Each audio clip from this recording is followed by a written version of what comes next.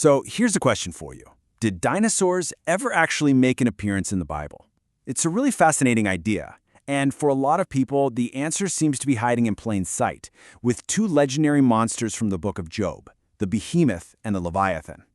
Today we're going to dig in and investigate if these creatures were really dinosaurs that once lived alongside humans. And get this isn't just some fringe idea. This question was actually posed by a biology teacher, and it perfectly captures this popular theory that ancient texts might hold clues to creatures we thought were extinct millions of years ago. It's a super compelling idea, and today we're going to put it to the test.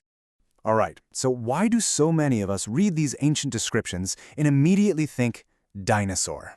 Well, a big part of it is our modern imagination, right? We've all grown up with movies like Jurassic Park, so when we read about these gigantic, monstrous beasts, our brains just jump straight to dinosaurs, because what else could possibly fit the bill?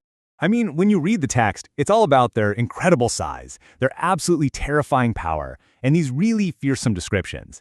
To anyone reading this today, it's just so easy to think, well, no animal I know of could possibly match this. It just feels like it has to be something prehistoric. And really, this is the question at the heart of the whole dinosaur theory. If we take every single word literally, bones of bronze, a tail that sways like a giant cedar tree, what known animal could that possibly be? The argument is that nothing in our modern world even comes close, which really sets the stage for our investigation. Okay, but here's where it gets interesting. Once you start digging a little deeper and look at the bigger picture, some pretty serious problems with the dinosaur theory start to show up. It's definitely not as straightforward as it seems. The biggest hurdle, and it is a huge one, is the timeline. The last dinosaurs died out about 65 million years ago. The book of Job? That was written thousands of years ago, sure, but still millions and millions of years after the dinosaurs were gone. And even more importantly, the whole idea of a dinosaur didn't even exist until their fossils were first identified in the 1800s. For the message in Job to have had any impact on its original audience, it had to be about animals they actually knew. So what we have here are basically two totally different ways to look at the same text. The dinosaur theory is all about a modern, literal reading, but a contextual reading asks different questions. Who is this written for? What kind of literature are we even dealing with here? And what was the author's main point anyway? That shift in perspective is absolutely key. And this is the absolute game changer right here. The book of Job isn't a science textbook. It's an epic poem. That means we should be expecting powerful, figurative language, metaphors, and similes that are designed to make you feel something, not to give you a scientific breakdown. No animal literally has bones made of bronze. It's just powerful poetry to express unbelievable strength. All right, with that in mind, let's tackle our first mystery creature, the behemoth, and see how this new, poetic context helps us crack the case. Okay, so the text gives us a pretty clear set of clues, kind of like a criminal profile. It's a plant eater that lives in the water, and it even specifically mentions the Jordan River. It's described as immensely powerful and super territorial, but it's not a predator. Other animals feel safe enough to play nearby. These are our clues.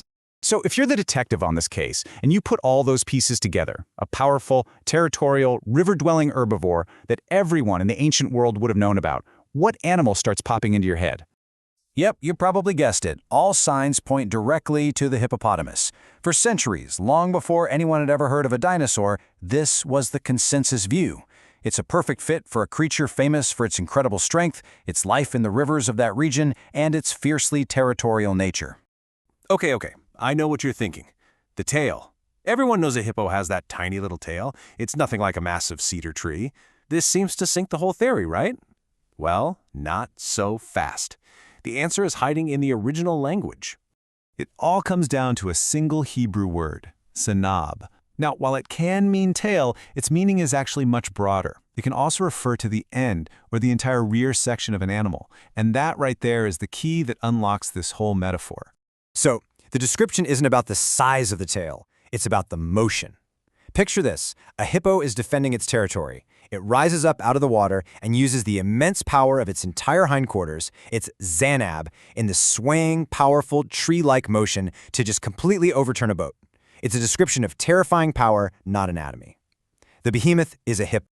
All right, behemoth, case closed. But now we have our second creature, the Leviathan.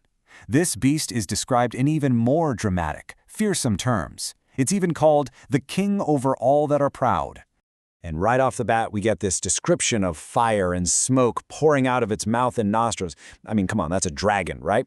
But remember, we're in an epic poem. This isn't literal. It's a metaphor for the sheer terror you'd feel facing a ferocious beast up close, seeing its hot breath in the cold air as it's about to strike.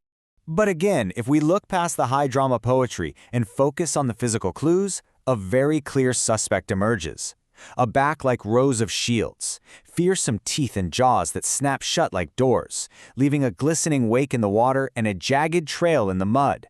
This points directly to one animal, the formidable Nile crocodile. The verdict is in, the crocodile. It's a perfect match.